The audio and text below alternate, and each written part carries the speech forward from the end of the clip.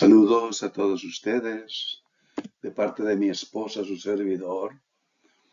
Venimos nuevamente a ustedes a través de nuestros videos de Ministerio Aliento.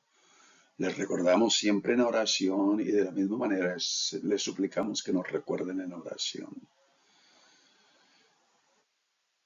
Oremos y cultivemos nuestra comunión de la misma manera en una receta de comunión y oración unos por otros.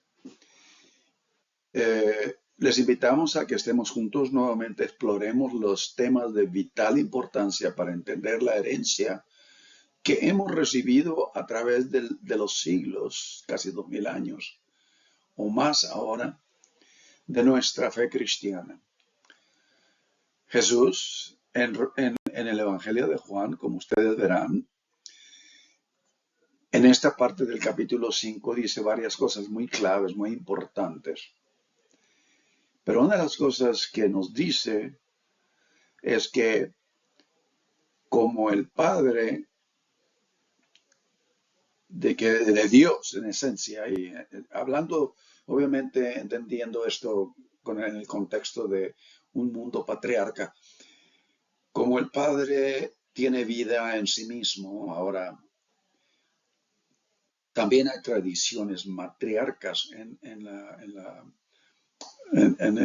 la tradición, en la historia del judaísmo. Por eso tenemos, ya lo había dicho anteriormente, el libro de Ruth, el libro de en el Antiguo Testamento, Esther, en fin, y hay varias otras tradiciones matriarcas, el libro de Proverbios, que es muy fundamental para entender la encarnación de Dios en Cristo, en qué sentido, cómo. Capítulo 8 de Proverbios es un testimonio de Dios revelado en la sabiduría. Y por lo tanto, dice como Dios en esencia, para no ser únicamente Padre, porque en esencia espíritu,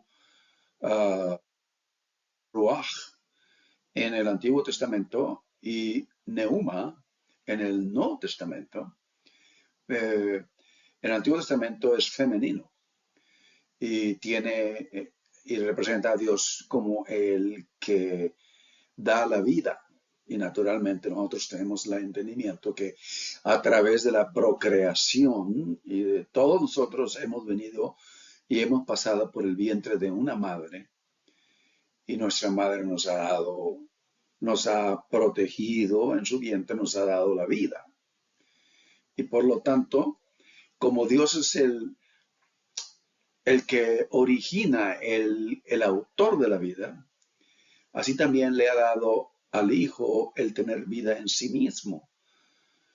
Jesús fue el que dijo, el que viene a mí, venid a mí y de vuestro interior correrán ríos de agua viva. Cuando dice ríos de agua viva, habla de vida. Porque yo he venido para que tengáis vida y vida eterna. Y también le dio autoridad de hacer juicio, hacer discernimientos, por cuanto es el Hijo del Hombre. Y cuando dice Hijo del Hombre en los nombres de Jesús en el Nuevo Testamento, también dijo el Hijo del Hombre, refleja la absoluta, digamos, lugar, posición de madurez completa de lo que Dios siempre ha deseado que el ser humano lo sea. Y eso está en Romanos, en la epístola de los Romanos. Pero también, una vez que lleguen a esa completa madurez, lo mismo que Jesucristo,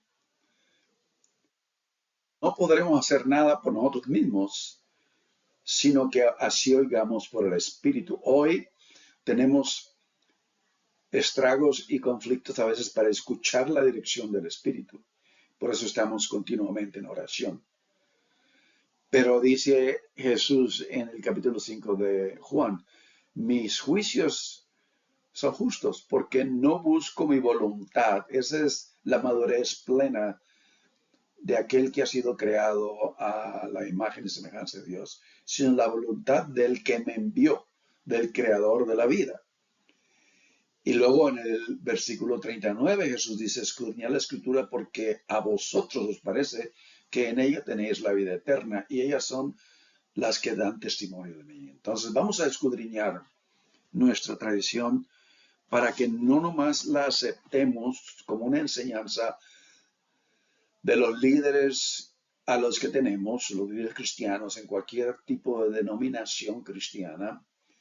En fin, y hoy estamos naturalmente en la edad de la información y muchas veces esa información viene mezclada con mucha, ¿cómo se dice?, mala representación o verdades mezcladas con uh, uh, digamos, retórica de sospecha, retórica que es muy, digamos,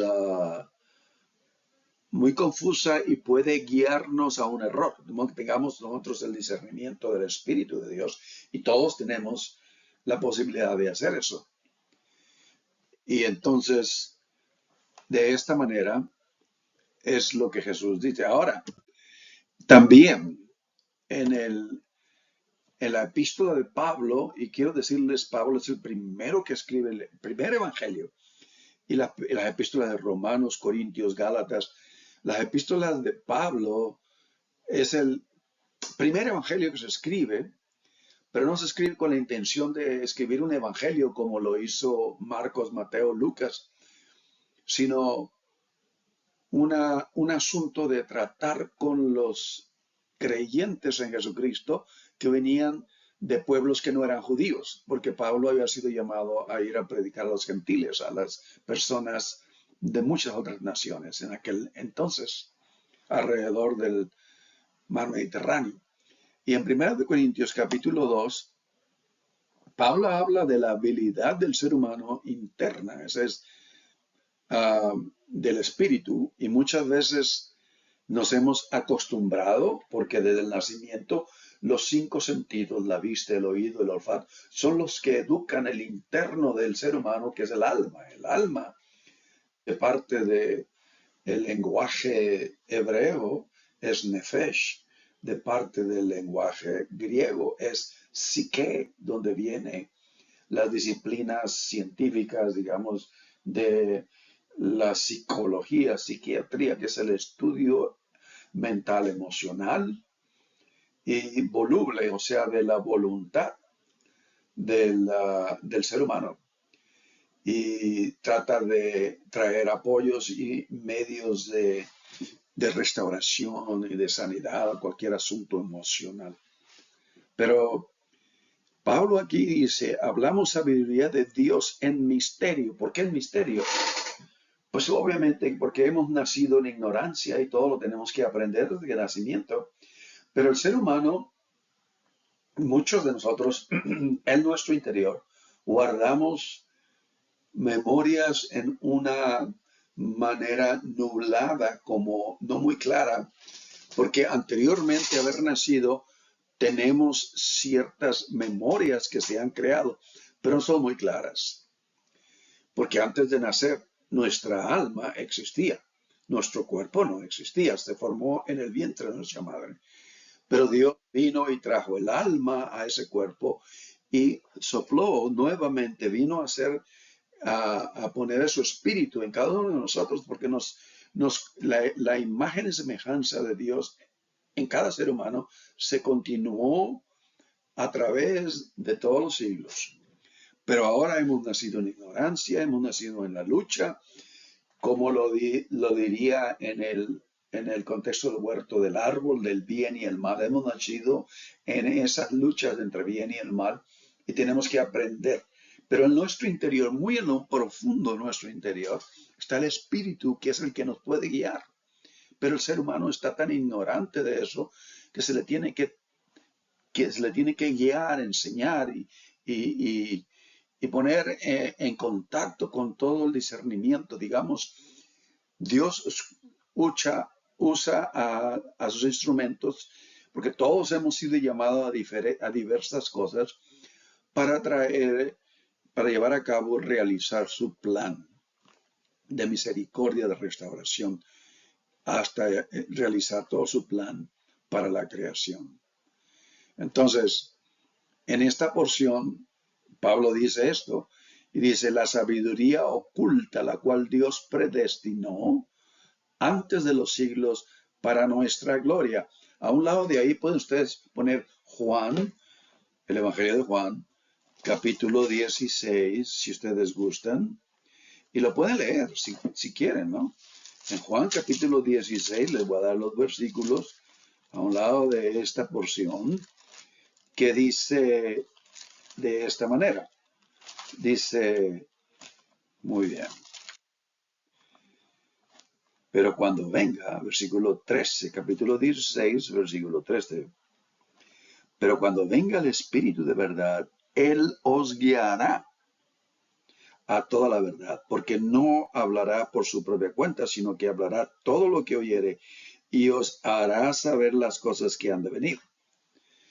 Vean ustedes, ¿ok? Lo mismo les dice en el versículo 12 anterior a este 13, dice, tengo muchas cosas que deciros, pero ahora no las podéis sobrellevar. El Evangelio de Juan es muy cercano, da un tono de los evangelios gnósticos. La epístola del apóstol Pablo también. En 2 de Corintios, Pablo dice, porque conozco a un ser humano, estaba hablando de sí mismo, dice, no sé si en el cuerpo o fuera del cuerpo, que fue llevado a lugares que no se pueden describir, obviamente, y lo dice, y se le fue dado, se le fue revelado en el capítulo 12 de 2 de Corintios, versículo 2, conozco a un hombre en Cristo que hace 14 años, si en el cuerpo no lo sé, si fuera del cuerpo no lo sé. Él no sabe específicamente cómo tomó lugar esa revelación. Fue arrebatado hasta el tercer cielo. Y conozco al tal hombre, si en el cuerpo o fuera del cuerpo, no lo sé, Dios lo sabe. Vuelve a repetir eso. Que fue arrebatado al paraíso. Allá donde vivía quizás en el principio sería, algunos lo consideran así, en la condición humana de una absoluta unidad y armonía con Dios, donde oyó palabras inefables que no le es dado al ser humano expresar. ¿Por qué no les da al ser humano? Porque no hay lenguaje en cómo comunicarlo. Quiero decirle a ustedes que lo que escuchamos esencialmente acerca del el Evangelio es en el contexto de nuestra experiencia terrenal, en que esto no es lo último, no es el destino del ser humano, sino que hay cosas mayores y mejores y más adelante de lo que Dios ha preparado. Pero entonces es lo que dice. Y estas porciones son muy gnósticas. En los evangelios gnósticos, esas son las enseñanzas más completas que no se escribieron en los evangelios canónicos. Marcos lo testifica y los evangelios lo testifican, la epístola al apóstol Pablo lo testifica.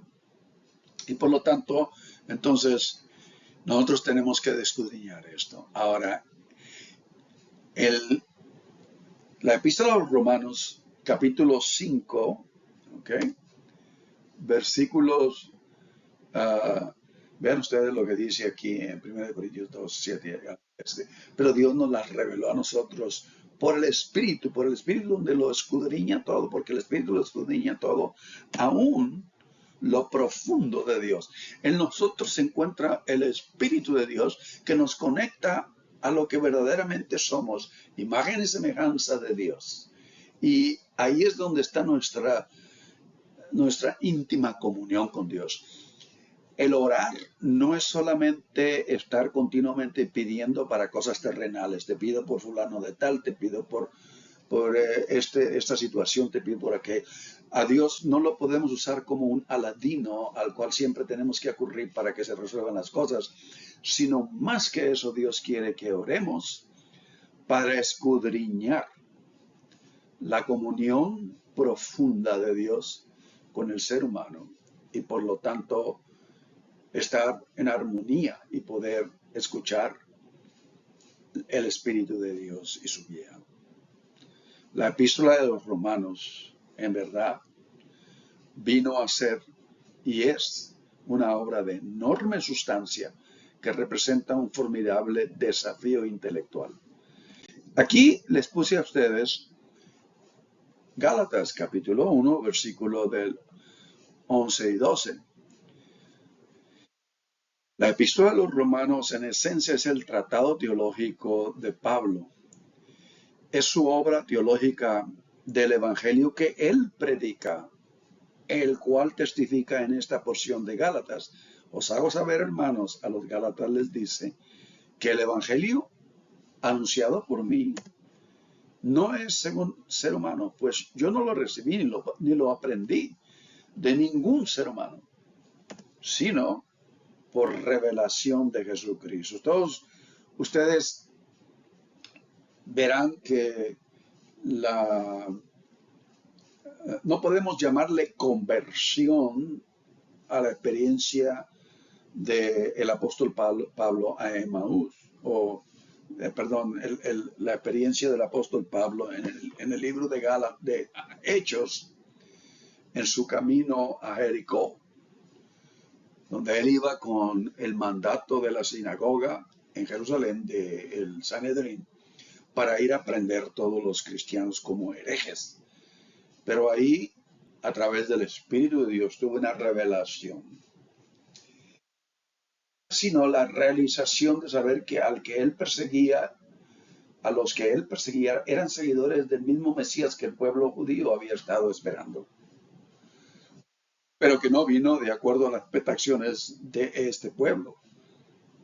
Acuérdense que Pedro sacó la espada y le cortó la oreja al siervo en el huerto de Getsemaní, porque era un celote, era un celoso de las tradiciones judías, que estaba esperando el Mesías, pero todos lo esperaban que vendría con todo el ejército del cielo a derrumbar a los romanos para establecer un reino que nunca iba a terminar.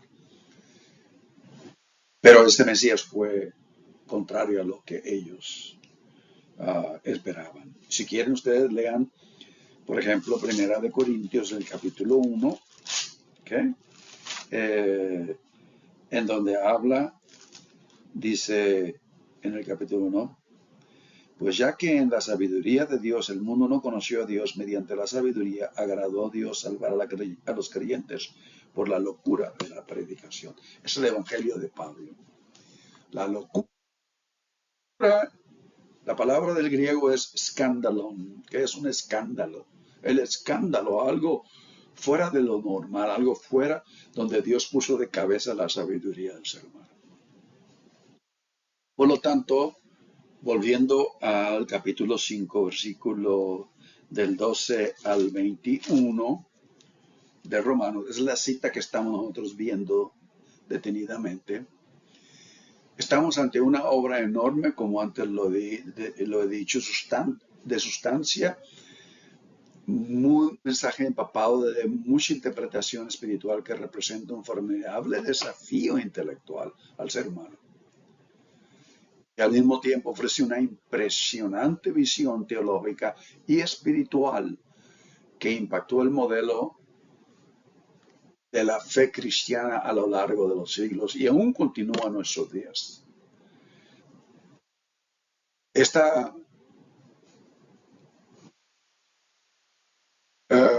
epístola, digamos, estos escritos del apóstol Pablo, siendo los primeros en el primer siglo, en los años 50,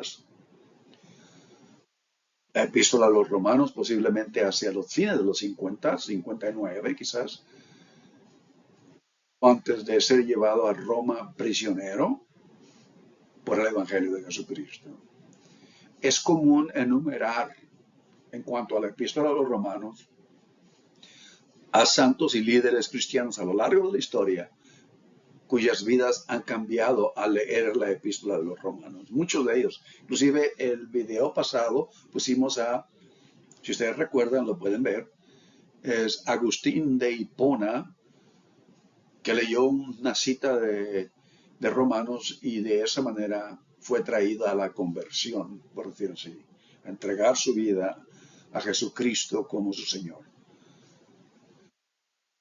Esto es mucho que discernir y interpretar. Pero también ha habido un gran número, no solamente de líderes cristianos que han venido y enriquecido sus vidas en la transformación al leer la epístola de los romanos, sino también ha habido un igual número o mayor de los que han entendido radicalmente mal, incorrectamente, la epístola de los romanos. Es preocupante que la lista esta se superponga a los que han entendido correctamente. Habiendo estudiado intensamente, en mi experiencia personal, gran parte de mi vida adulta, las epístolas de Pablo, especialmente la epístola a los romanos, creo, por supuesto, que mi opinión actual sobre su significado histórico y teológico es que es muy impactante y continúa impactando aún los eruditos cristianos, y aún en el presente los textos de Romanos siguen siendo escudriñados para mayor entendimiento. Si ustedes ven, por ejemplo, entonces, la gráfica que hice en esta talla, solamente los versículos de Romanos capítulo 5, versículos del 12 al 21, tiene 5 temas que trata, que toca, pero que es una porción que afirma el hilo de la narración del Evangelio de Jesucristo según el apóstol Pablo. Y en esencia es de desobediencia, ustedes la ven aquí al lado izquierdo, Adán y Eva, a obediencia, Evangelio de Jesucristo, porque fe viene del griego pistis, que quiere decir fidelidad.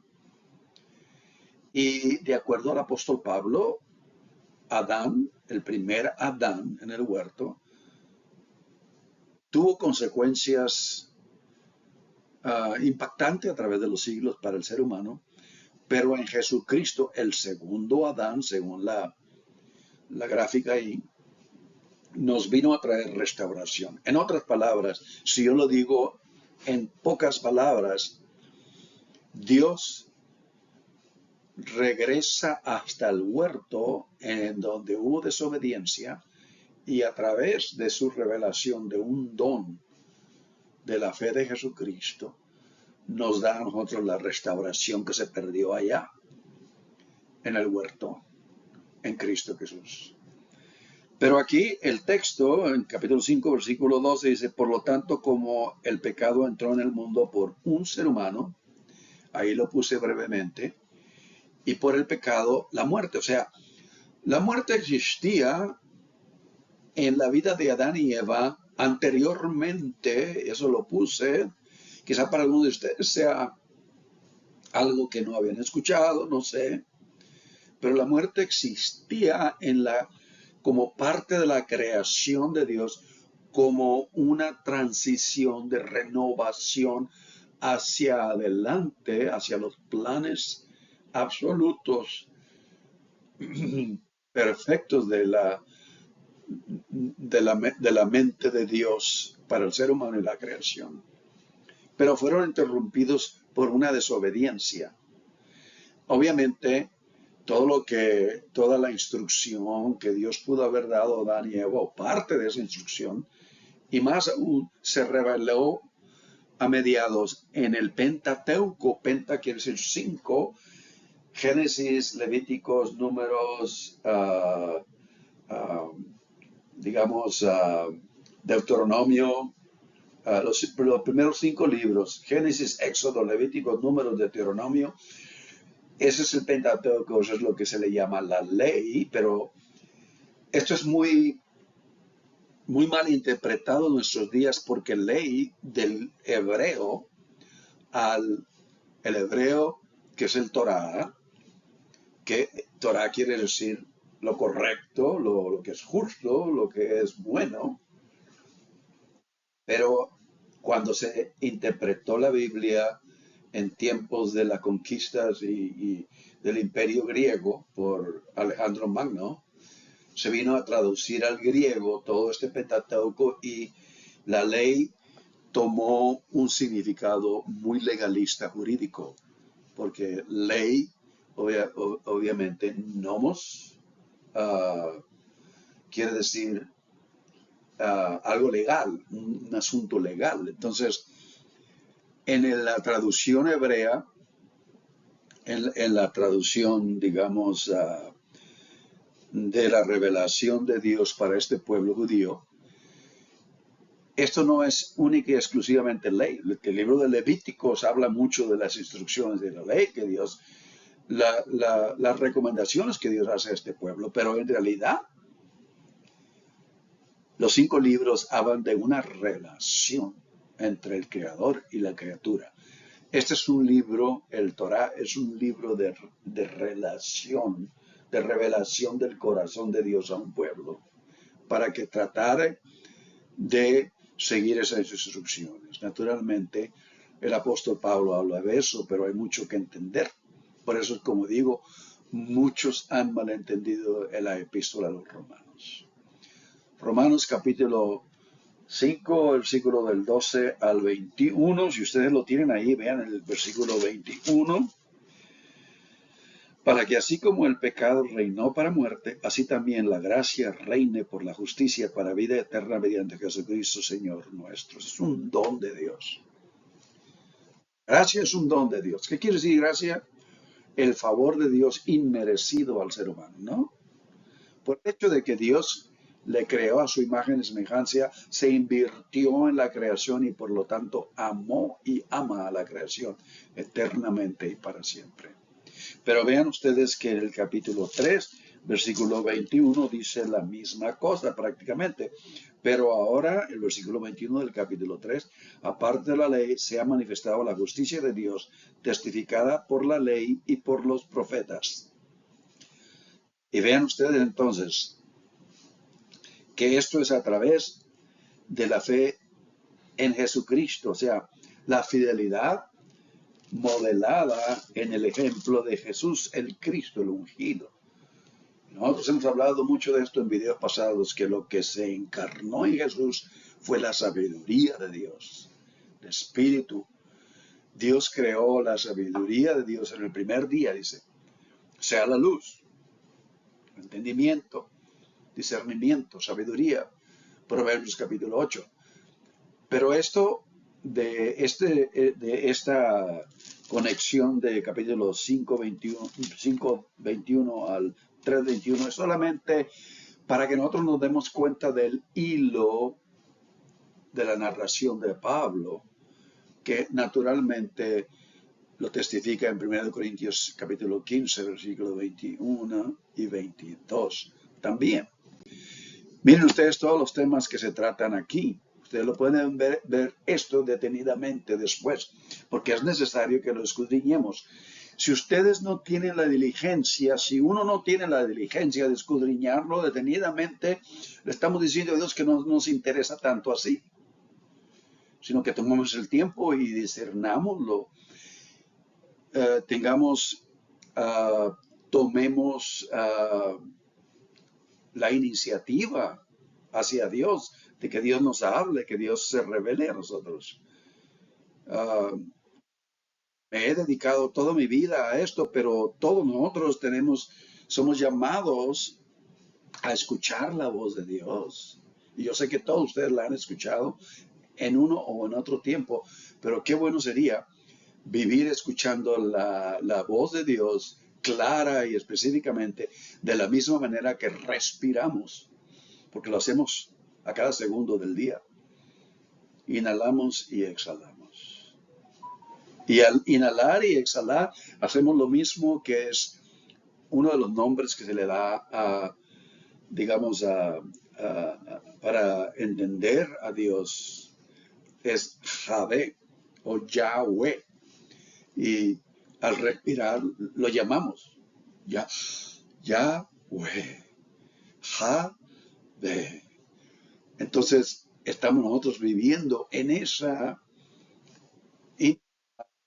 comunión de una manera natural al vivir, dejen de respirar y su vida está en peligro, pero dejemos de tener comunión con Dios y nuestra vida espiritual está en riesgo. Pablo alude a esto entonces en 1 Corintios, capítulo 15, versículo 21 y 22, y está nuevamente el hilito de la narración del Evangelio de Pablo. Por cuanto la muerte entró por un ser humano, por lo tanto, por un ser humano la resurrección de los muertos. Ese es el don que Dios llevó a cabo. Porque así como en el primer Adán, es lo que Pablo en 1 Corintios capítulo 15 nos habla, todos mueren. ¿En qué sentido mueren? No es que hemos nacido de todas maneras, sí, pero hemos nacido en ignorancia, en temor, en incertidumbre, tenemos que ser enseñados, tenemos que ser guiados. También en Cristo todos serán vivificados. Y hablar de vivificar quiere decir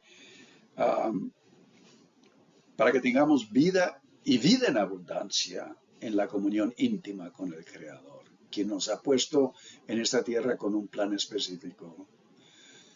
Y si ustedes se dieron cuenta en el diagrama, la palabra clave es obediencia, personalizada en la encarnación de la sabiduría de Dios en Jesús, el Cristo, el ungido. Está ungido de la sabiduría, la habilidad de entender. Es esencialmente el medio por el cual se ha realizado la fidelidad de Dios al pacto que hizo en el monte Sinaí, en el tiempo de Moisés.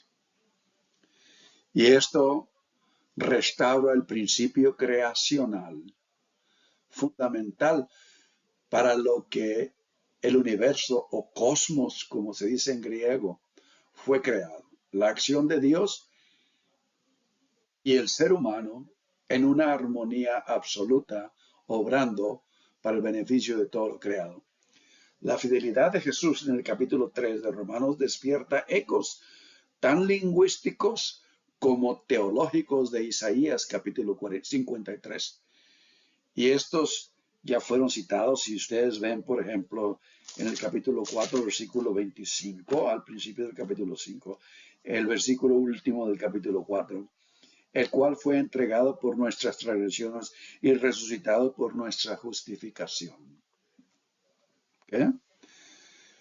Y de esa misma manera, si ustedes leen el capítulo 3, lo van a distinguir claramente. Esto es también el tema muy esencial del primer canto de los primeros cristianos en sus reuniones, el cual siendo en forma de Dios, no estimó el ser igual a Dios como a cosa que aferrarse. Es muy natural del ser humano cuando ha nacido en ignorancia, incertidumbre, tiene que aprenderlo todo, tiene que encontrar una forma de encontrar una poquita de seguridad, una poquita de estímulo en su interior, aunque trae profundamente en su ser el Espíritu de Dios, a la imagen y semejanza de Dios, pero no ha estado totalmente consciente de esto. Pero el aferrarse a algo es un ejemplo que en Cristo Jesús nos lo mostró. Y Jesús dice, porque es necesario que perdáis vuestra vida para volverla a encontrar. Él se despojó, kenosis, se despojó a sí mismo del griego, de siervo hecho semejante a los hombres, a los seres humanos. Y nosotros tenemos que reflexionar, ¿qué es lo que no nos impide recibir en plena, en absoluta manera los dones que Dios nos ha entregado en Cristo Jesús? Mucho de lo que no nos permite está en nosotros mismos.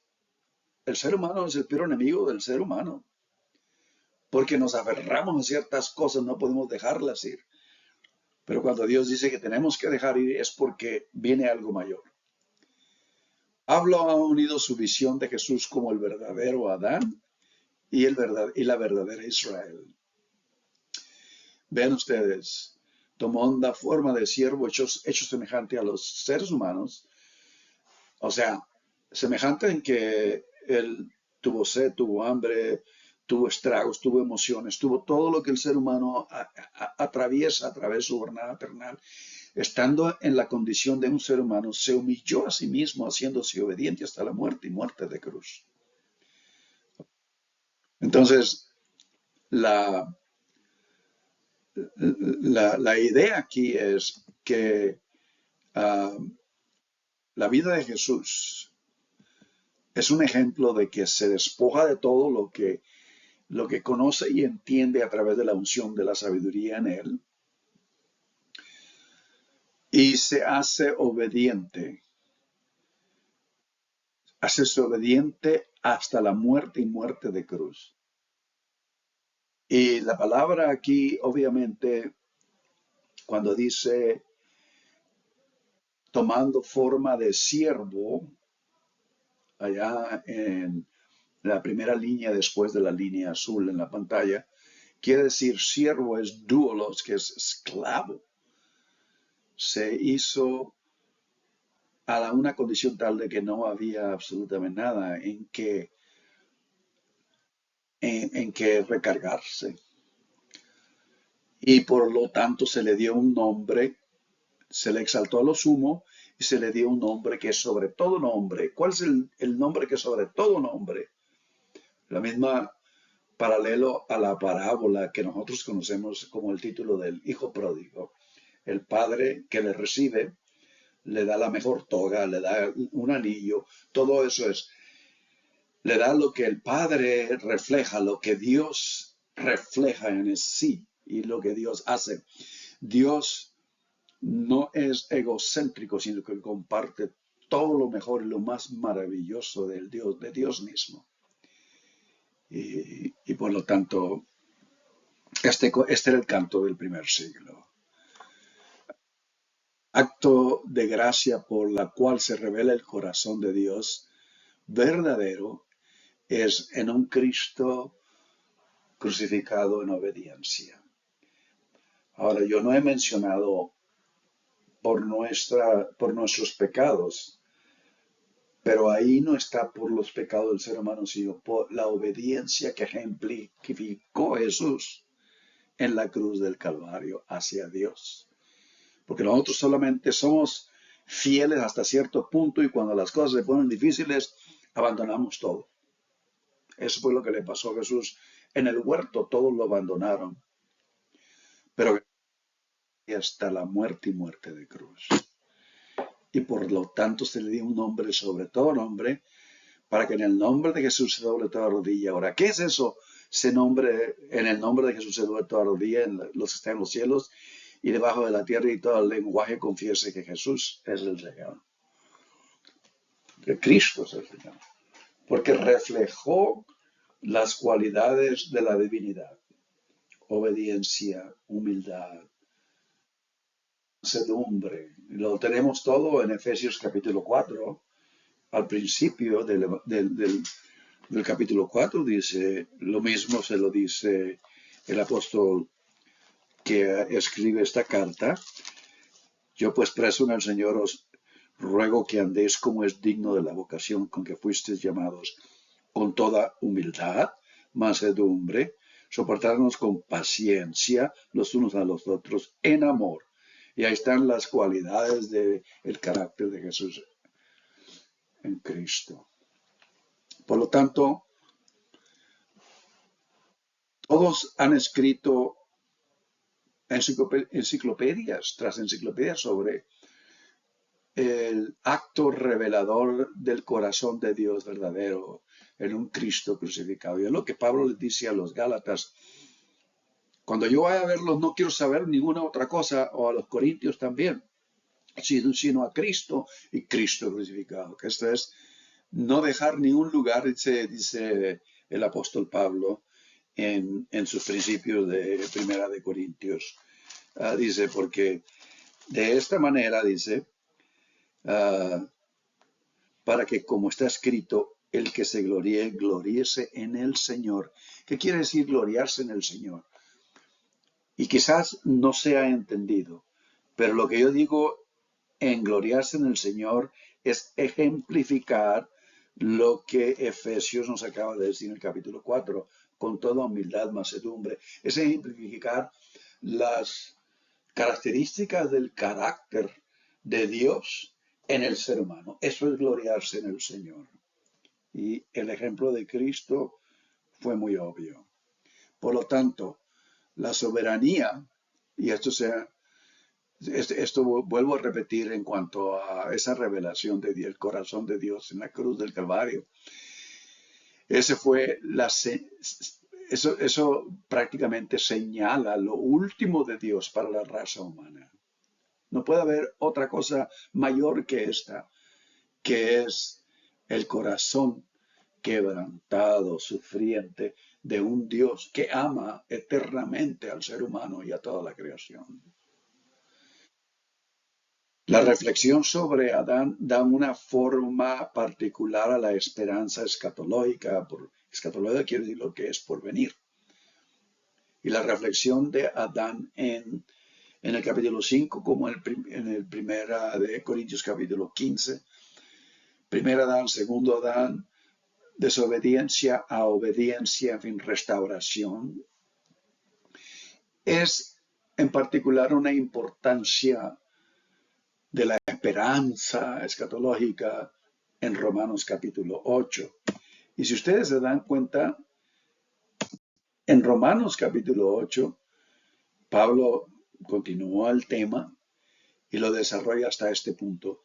Pues tengo por cierto que las aflicciones del tiempo presente no son comparables con la gloria venidera, que en nosotros se manifestará, como antes decía, las características de la persona, de su carácter, en todas las características reflejadas en el carácter de Jesucristo, porque el anhelo ardiente de la creación es el aguardar la manifestación de los hijos de Dios. Como la creación, como el ser humano se comporta, repercute en la condición de la creación. Y lo podemos ver en el calentamiento global en nuestros días, ¿no? Y por lo tanto, la soberanía de Adán sobre la creación será dada al verdadero Adán al final. El primer Adán, desobediencia. El segundo Adán, obediencia. Y esto está en el corazón de la visión de Pablo sobre el señorío de Jesús. Lo menciona en 1 Corintios capítulo 15, que es también otra de las porciones claves.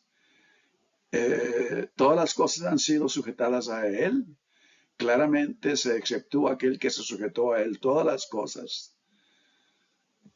Y por lo tanto, Salmos capítulo 8, versículo 7, todo lo pusiste debajo de sus pies. Ese es el plan de Dios. Le hiciste señorear sobre la obra de tus manos. Por esta razón, entonces, al compartir el impacto prometido a Abraham, en ti serán benditas todas las naciones de la tierra. El Dios creador ha observado y solucionado el problema de Adán.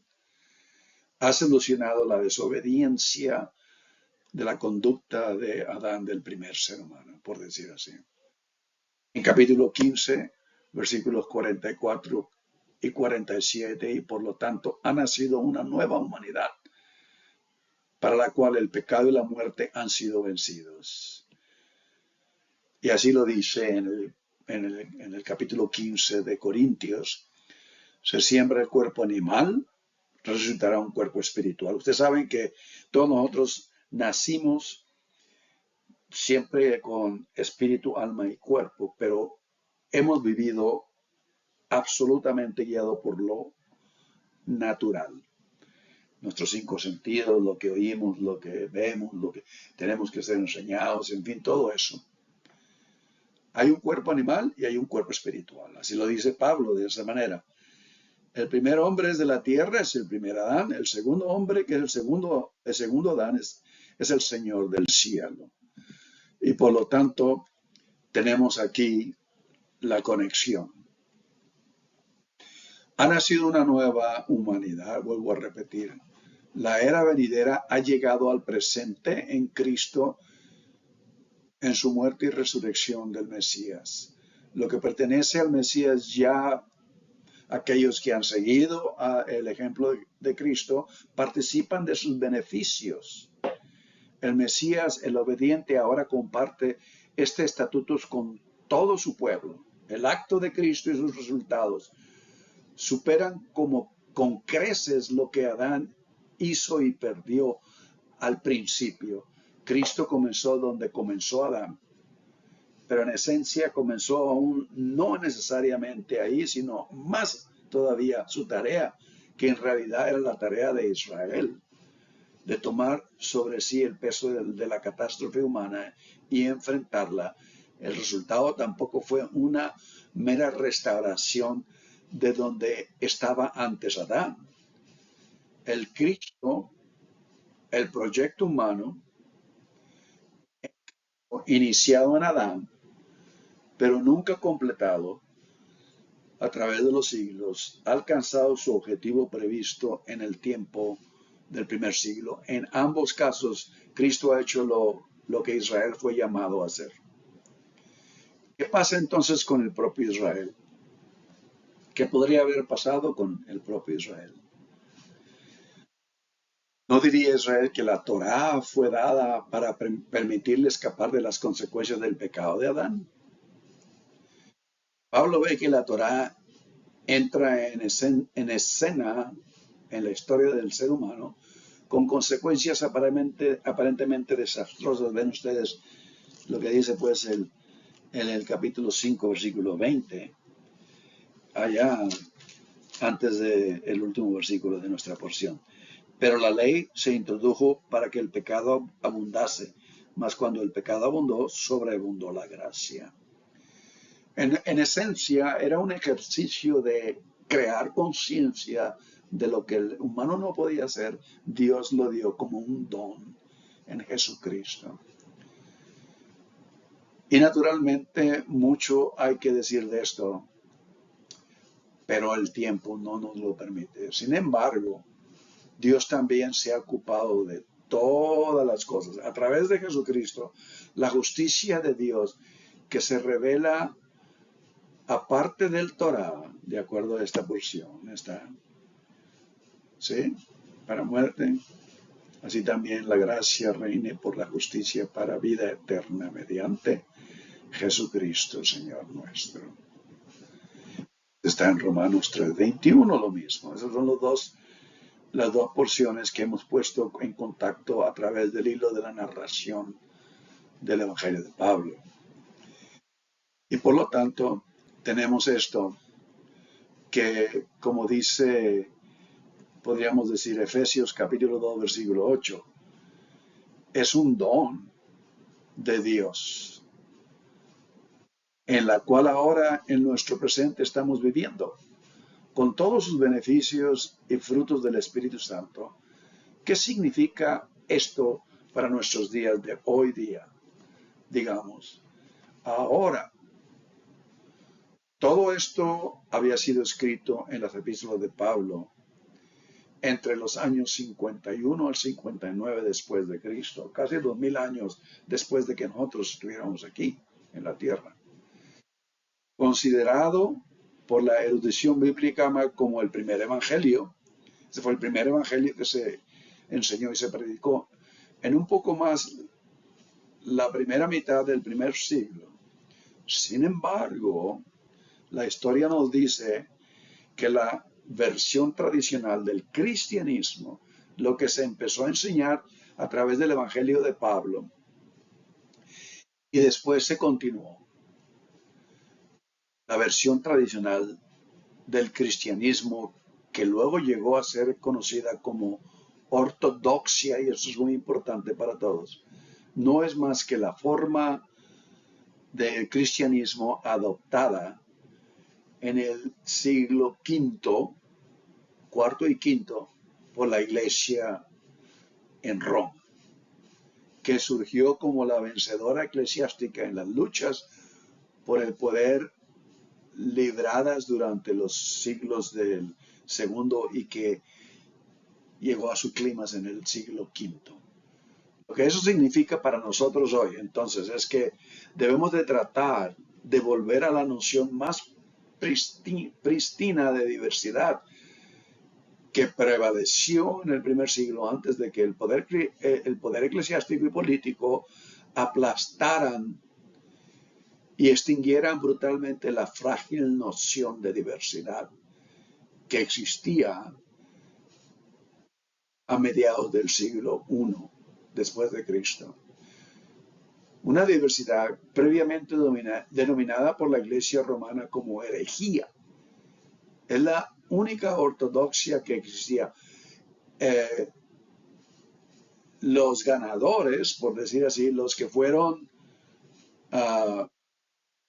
tejidos y respaldados por la Iglesia romana, que después se convirtió en la Iglesia católica, apostólica, extinguieron estas otras diversidades y enseñanzas del cristianismo. Como hemos visto en la historia del cristianismo, un siglo después de la muerte de Jesús, algunos de los líderes cristianos más populares habían decidido excluir una amplia gama de fuentes cristianas.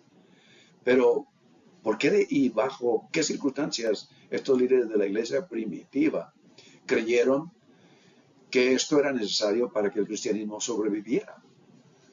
La iglesia romana promovió a Pedro, por ejemplo, como un líder líder de los discípulos y por lo tanto de toda la iglesia, de donde viene y nace el papado. Pero todos los cristianos del primer siglo estuvieron de acuerdo en que Jesús no nombró a Pedro como su principal sucesor, ni se identificaron con ese grupo fundador que promovían a Pedro. Y por esta razón, el evangelio que llevamos con el nombre de Juan en nuestros días insiste por el contrario, porque si ustedes leen el evangelio de Juan en nuestras Biblias, en que nadie, ni siquiera Pedro, conoció a Jesús tan bien como lo conoció el discípulo a quien Jesús le llamaba el discípulo amado, que solo Jesús conoció. En el primer siglo y mitad del segundo siglo, los evangelios de Marcos, Mateo, Lucas, Juan, que todos nosotros tenemos en nuestras Biblias, provienen de diferentes grupos cristianos y áreas alrededor del mar Mediterráneo. Estos debatieron intensamente con los autores de los evangelios gnósticos, y yo le he dicho pasado, gnosis quiere decir entendimiento, pero entendimiento a través de la sabiduría de Dios, entendimiento en el que la vida de Jesús estaba empapado de ello. Y por lo tanto, muchas preguntas como estas se debatían después, en los años 50, 60, 70, sobre todo 70 en la destrucción de el área de Jerusalén. Las preguntas eran, ¿quién verdaderamente era Jesús? ¿Y cuáles son las buenas noticias en el griego evangelion, de la palabra evangelio, que nos hablan sobre él? Después del descubrimiento de los pergaminos encontrados en Nag Hammadi, en el norte de África, cerca de Egipto, en 1945, resulta que tanto los evangelios como los evangelios canónicos, los dos conocidos, fueron parte de una lucha crítica para la formación del cristianismo primitivo. Nos hemos dado cuenta en nuestros días a través de una continua y detallada, minuciosa, dedicada a, búsqueda de discernimiento y entendimiento de estos pergaminos. Tanto los evangelios gnósticos como los evangelios canónicos, estos dos fueron parte de una lucha crítica para la formación del cristianismo primitivo. Por ejemplo, los judíos y cristianos. Esta es una de las características diferentes de los evangelios que nosotros tenemos en nuestra Biblia, evangelios canónicos, a los evangelios gnósticos. Los evangelios judíos y cristianos los escritos judíos y cristianos ortodoxos insisten que hay un abismo que separa a la humanidad del Creador. Dios es completamente otro. Y por lo tanto, algunos de los gnósticos, sin embargo, escribieron esos evangelios contradiciendo esta posición. El conocimiento es conocimiento de Dios. El yo y lo divino del Creador son idénticos y se encuentran en el ser humano. El Jesús vivo de estos textos habla de ilusión e iluminación. En los evangelios gnósticos no habla de pecado y arrepentimiento, sino más bien de lo que no es real y de lo que es real. Ilusión e iluminación. Como Jesús del Nuevo Testamento habla específicamente de pecado y arrepentimiento. En lugar de venir a salvarnos del pecado, viene como guía que abre el acceso a la comprensión espiritual. Ese es el tema de los evangelios gnósticos. Viene como el maestro, el guía, que nos abre el camino, nos despierta a una realidad espiritual a la que tenemos acceso, pero estábamos ignorantes de ella. Pero cuando el discípulo alcanza la iluminación y empieza a envolverse en la sabiduría de Dios, Jesús deja de ser su maestro espiritual. Los dos se vuelven iguales, incluso idénticos. Y de esta manera nosotros, como se ha dicho popularmente, somos como Cristo, imitamos en lo absoluto a Cristo. Pero esa es la posibilidad del ser humano de apropiar todos los dones que Dios nos ha dado a través de Jesucristo. ¿Y a quién adoramos? A Dios eterno, creador de todo lo que existe. Dios es más de lo que nos imaginamos. Estas enseñanzas y aún más queremos ver los videos siguientes al escudriñar los evangelios gnósticos. Que Dios les bendiga a ustedes hoy y siempre. Que se encuentren en la mejor salud física, mental, espiritual, y que Dios sea real y abundante en sus vidas en todo, porque para eso fuimos creados. Estaremos próximamente con ustedes en Cristo Jesús. Dios les bendiga a todos.